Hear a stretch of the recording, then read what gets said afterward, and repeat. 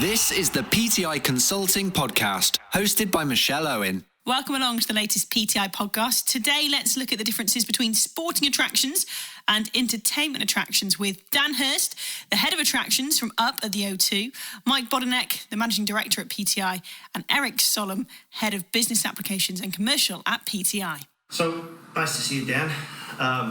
We're going to talk a little bit about differences in sporting attractions and other attractions this morning. You've got significant experience in sport, and now you're working up at the O2 as a leading London attraction. What do you see as some of the similarities and differences between a sports stadium tour and other verticals? Yeah, I think when I first started at Up at the O2, I didn't think there was going to be any similarities. I was maybe a little bit worried that I'd gone from sporting stadium tours to a product which I couldn't change. With stadium tours, you can do a lot. You can theme it, you can change it depending on the competitions they're in. If they win something, if players come and go, you can adapt all the time. You can do orientated around the season. With the attraction, my honest opinion when I first started was it just going to be a walk up, walk down, and really just try and get as many people through the doors?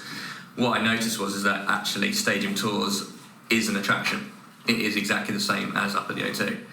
It's just that the process might be slightly different, or the activity itself. So when I started, I brought in a lot of the activities that we did on stadium tours. So themed events for a day, for a week, for a half term. And it went really well. And it was something that the product's never done really before. So it was a great opportunity to actually transfer skills from stadium tours, even though I wasn't under and inside a stadium anymore. It was able to bring it to an iconic venue. So I think that's kind of the starting point from that. And with stadium tours in the past, how did technology influence the tour itself, or the big reveal? Were there ways to do that? At Wembley Stadium, it's the most iconic stadium tour everyone would always tell you about. I've got to go to Wembley and see it. I've got to walk along Wembley Way to get there. But ultimately, it lived off its kind of history. The tour was a fully guided tour before the old stadium, and when it reopened, the only bit of technology we had to begin with was a video of Michelle Owen introducing the tour, a 30-second welcome to Wembley, very monotone version that was done in one day. And then the only bit that was actually the best part was actually the sound effects as you walk out the tunnel. It's a very simple concept, but it's the best part of a stadium tour. We can deliver a 90-minute tour, but ultimately someone wants to walk out the changing room, walk into the tunnel, walk outside and hear the noise. Sit on the bench. That was really our only form of technology that we had, was this one button we used to press off a remote control. So if you worked inside the stadium, you'd hear that 30, 40, 50 times a day. So it was great for us, but it was really limited. What we tried to do at Wembley was then start to bring in a few bits of technology through our key partners. EE did a big partnership with Wembley Stadium, and it kind of, as a starting point, had some legs, but it never really took off.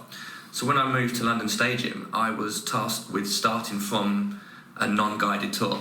So it was my first experience of running what we decided to be called a multimedia tour. My concept was that go and take a free flow tour that could allow high capacity, but the product was new, and the development was really just, if you did stadium tours or museum tours, it was put earphones in, listen to someone narrating.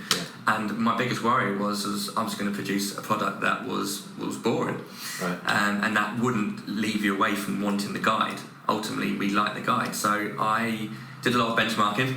And I think what we adapted and did with a couple of partners was created a multimedia tour rather than an audio tour. Stadium tours originally, before that, I think Arsenal were one of the first to do it in London. It was an audio tour, and it very simply was earphones in, and it had great interviews and great bits from the play. But what I wanted was to create an entertainment product rather than just a guided tour without a physical guide. And that was kind of the big challenge. So we pushed the technology partners to actually create entertainment pinch points rather than just information. And I have to say, turning things like using the handset to do shirt cam, which is what we produced at London Stadium, which was to look at a football shirt, to bring up a pop-up of it by activated via the number or the name, and then the pop-up would then develop into like a Top Trump or Panini sticker star, which was kind of my idea behind that. But then behind that, again, create a video. So still in London Stadium, we would face the Andy Carroll shirt, and then a pop-up would come up of all his facts and figures of appearances or lack of injuries, and then behind that would then be a video which was a hat-trick that he scored in a previous game. And I think what the idea behind that was, whether you're a West Ham fan or not, you still were able to play with a camera, you were still able to see AR come up, and then you could still press buttons to entertain yourself. And it works not only for the entertainment value while you're there, but is that also a moment to share? Then it serves your marketing. Yeah, most of the imagery we'd use actually was to promote the tour was either that walk out the tunnel that we all know is the iconic picture, but actually it was actually of people using the handset with the shirt in the background, so you could see that you don't have to be a football fan. This isn't an entertainment, and that's kind of the link to up at the O2 was you're not a fan of walking, you're not a fan of doing a climb, you're a fan of an experience. And that's kind of where I started to bring the kind of themed activities to the attraction, which now has resulted in, this is great, but now what can we do from the technology side? What can we add to the attraction permanently that we can do? How easy is it to do those types of things, Mike? To put those technology layers onto an attraction? Yeah, I think we should see them as achievable. I think certainly 10 or 15 years ago, major infrastructure was a challenge in stadia, and it was a challenge in attractions. Essentially, density was your challenge. But as technology's evolved, ultimately you're not achieving the same density problem you have for a match day when you're running a tour or when you're running an attraction, because you're based on throughput and you're limited by numbers. I mean, what's your limitation on numbers on the roof of the O2? Must be at any given time 30, and for a whole day 900, which is so in that kind of context, you're almost dealing with home level connectivity, conversations for the number of people who are going to be simultaneously connected. You're not talking about an event in the O2 where 30,000 people are watching a concert, or 60,000 people watching West Ham on a Saturday. You're talking about a constant throughput, so a lot of those challenges start to go away, and that allows you to be a little bit more experiential and look at what you can achieve. So it could almost be like a first step for those stadia that aren't connected, that have the problem of no access in the bowl because I've got 30,000 people, how do I deal with that? But you could do that one part of the building to sort of test how you start to get connected. Yeah, absolutely. Very much so. I think what would be interesting differences you talked about, making the tour at West Ham, not West Ham orientated, if you like, and more attractive to people who weren't fans. With up at the O2, because you obviously don't have an emotive pull to it, you don't have a reason. It's not your stadium, it's not your home as someone coming to do the attraction there. What impact does that have on demographic?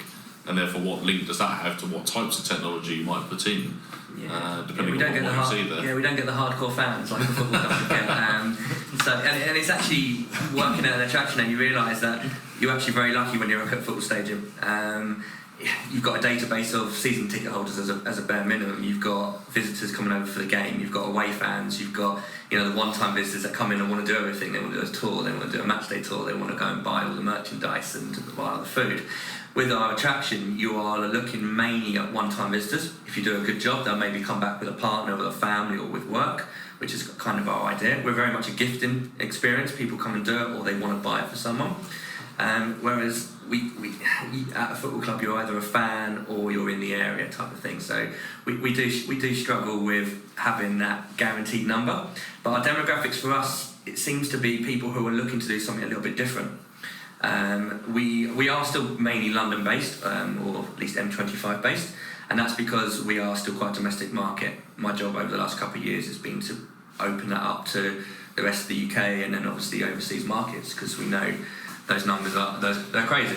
You go to a Harry Potter studio, which isn't in the middle of London, and it gets 1.8 million people a year through the doors, which is it's in Watford, so it's out of the way. So our job is to kind of make an experience that people can't do elsewhere. You can go to the Shard to see the views. You can go on the London Eye to see the views. We don't sell ourselves as a view only, because ultimately, if you had 3 days in London, you would go to stay in Zone 1 and you would do those attractions. But there's nowhere that you can go in London where you get to see the iconic views over an iconic venue and actually physically have to climb. We sometimes get people ask, is there a way I can meet my friends at the top? Is there a lift? There isn't. If there was, I'd take it sometimes to get there. But what we're saying is, no, you have to experience it, and the sense of achievement when people get there, it's not like climbing Everest, but it is a sense of achievement. So my job is to kind of take a bit of everybody's. We have people who want to do it because it is a hard challenge for them. We have people who want to come and see a different side of London, and then we have people who just want to climb to the top, have a glass of champagne with their partner, and just experience a day out in London, which they don't normally do outside of potentially even Zone 1. And I guess in terms of that overseas traction and getting those next visitors, it's actually a similar problem to sports clubs, albeit sports clubs will know that they've got a big following in Italy from their Twitter feed, or they'll have a lot of followers in Asia from Instagram or whatever it may be. It's the anonymous user.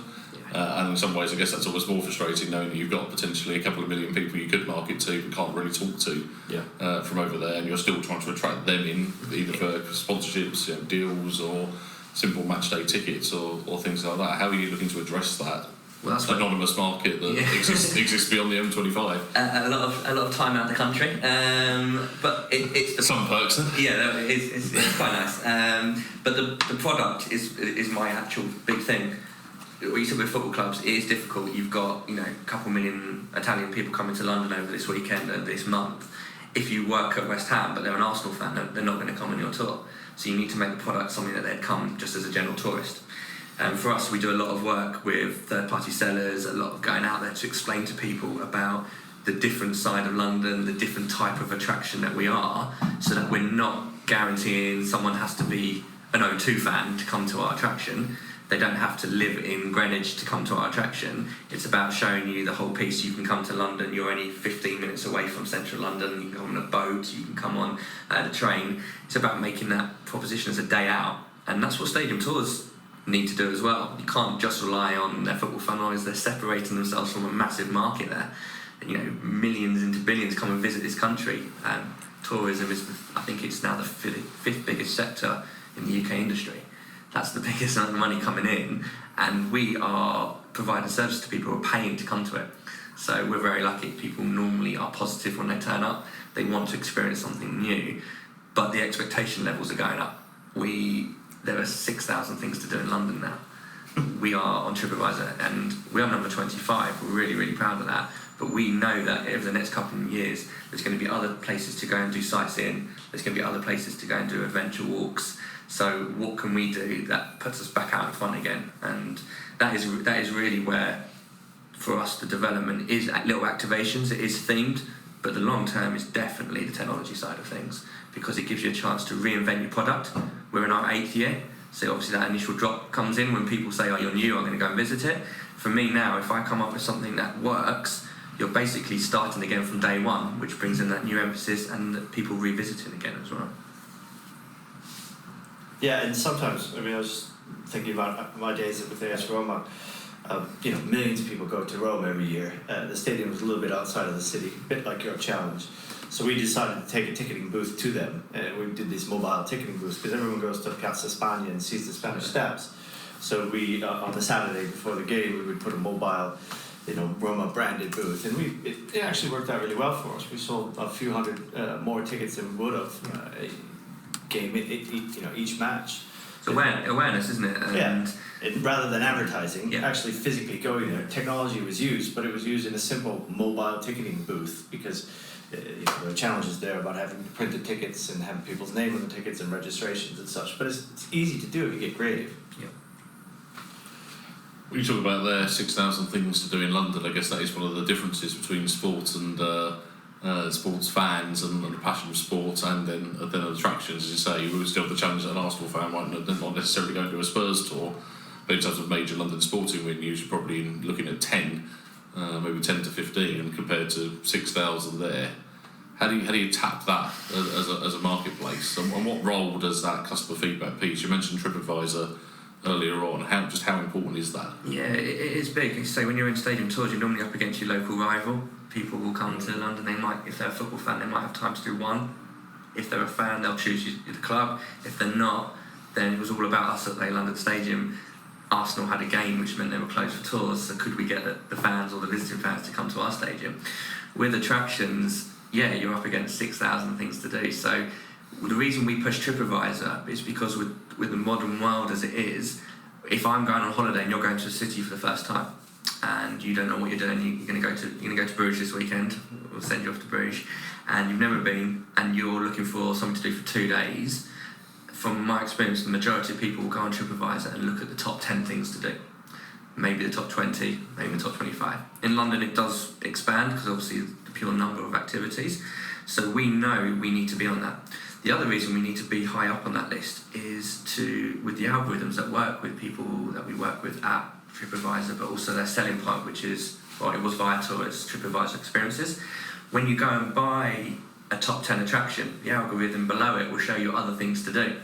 And then suddenly you're in those areas, so suddenly you're talking millions of people getting that exposure to your site that they wouldn't have seen, and even though they're coming on to book the Tower of London or London Eye, suddenly the idea's in their head about a new itinerary.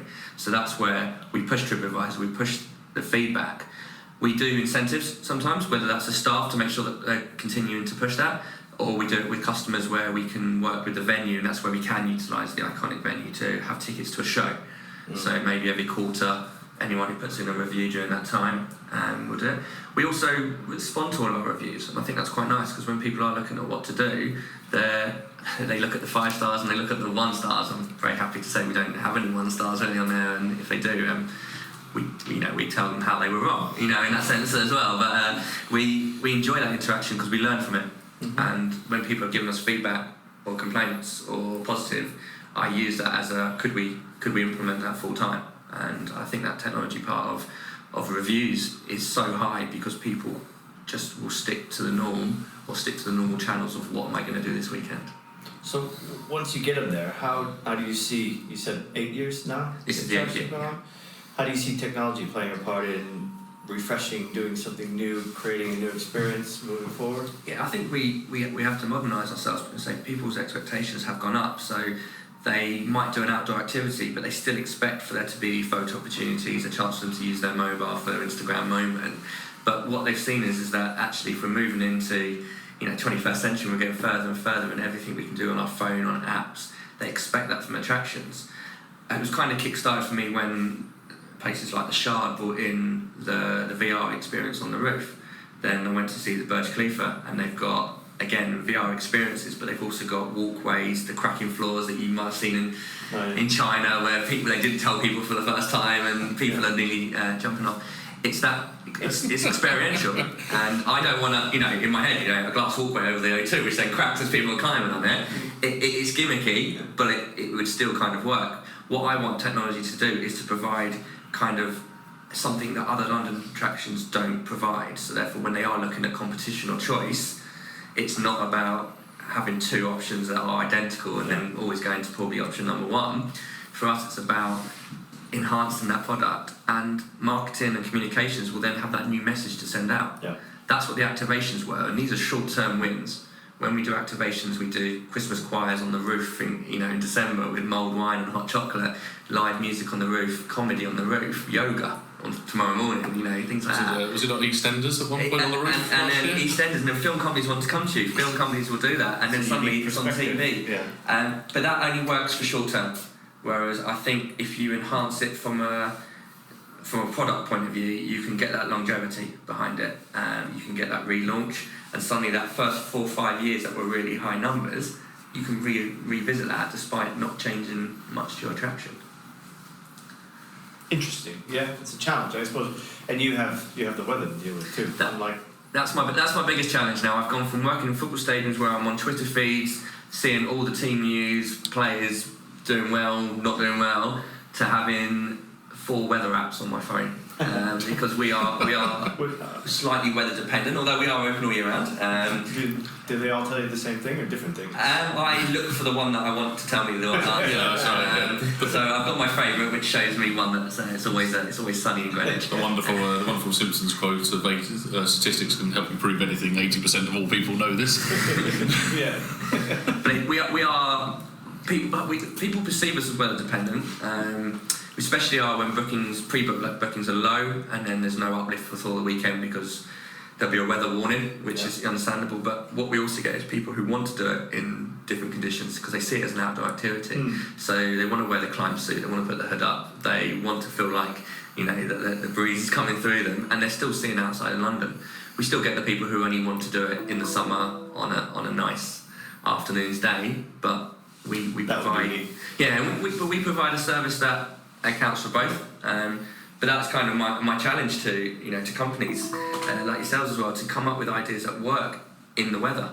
It's easy to roll out these activations and technology inside a stadium. It's easy to roll out yoga in a high-rise building on a Saturday morning at 8 o'clock because you've got controlled environment. Yeah. We don't. So operationally, we always have to think of what's the backup, how do we make it work, even from yoga having a backup studio. For me, it's always about what can we do outside that isn't affected by the weather. Yeah. Interesting challenges. And I suppose how you refresh the venue, the attraction going forward is probably the biggest challenge, isn't it? Yeah, it's been a project since day one. I've been at the site now 2.5 years, and as I walked in after having such good experience with technology and seeing how it's changed, going from a guided tour from an audio to this multimedia handset that would bring to life a stadium without anyone in the stadium, it was kind of life-changing to what I wanted from attractions now. Yeah. So when I arrived, the simple bit was the activations, but really the long-term goal was how can I put my imprint onto this attraction. And the technology bit has been there. I benchmark the world. I can't go to attractions now without looking at it from a work point of view. So I ruin that for anyone who goes to attractions with me now. I think Mike has a problem with stadiums. Yeah. And I'll walk in and even from walking into a coffee shop and seeing how people serve to, where's the till to what's the signage. Yeah. But for me, it's about delivering a big project now. It's not about, there's multiple projects that we'll do all year, every year. From upgrading our we're talking about waiver form systems, from ticketing systems, from pre-event emails to post-event surveys. We're always looking to improve that, and that will never stop because technology will keep changing. But for me, it's that big message that we can do on the roof that someone isn't doing, or someone isn't doing well elsewhere, because otherwise we don't want to be the 10th site in London to deliver this project. We want to be the first that other people are then doing it, and then still looking to rechange that every 18 months. Right. As well. That's classically getting out of the arms race. Yeah. My biggest worry is that we spend time, development, bring something in, and by the time we've developed and brought something in, is that technology's moved on 6, 12, 18 months, and suddenly we're going to be 4 years away before we can rechange again. Yeah. I think we've stopped using future-proofing everything, but it's future-ready, right? Yeah. Because the evolution is constant, and the pace is quickening all the time. You have to prepare for that. And you've got to be used to that plug-and-play mentality. That's what people are used to at home. I had that technology yesterday, I went to the shops, I bought something else, I unplugged that one, I plugged this one in, and that's what gives you the flexibility. Otherwise, you get caught in this cycle between speed and capex. So you desperately need to get something out there quickly, but you then need to go through budget approval, and need to go to next year's cycle. You finally get the approval, it goes out, and then you're the first maybe for a short period of time, or you're second or third, and you go, right, I need to get back to first, I need more capex, so you're either waiting a year, or actually, that was a big investment, guys, you need to wait 3 years. Yeah. So it's one of those classic challenges of putting any form of technology in at this stage, and so that's why we've abandoned future-proofed, because how can you? It's future ready. How can you plug and play and build those base layers? Yeah. For me, it's about the concept. If the concept's good and brilliant, doesn't matter whether it's current technology, previous technology, or the next one. If the concept is good and the delivery of it is excellent, then it can be outdated technology if needed. But as long as it works well. Yep. And that's kind of what we're always looking for.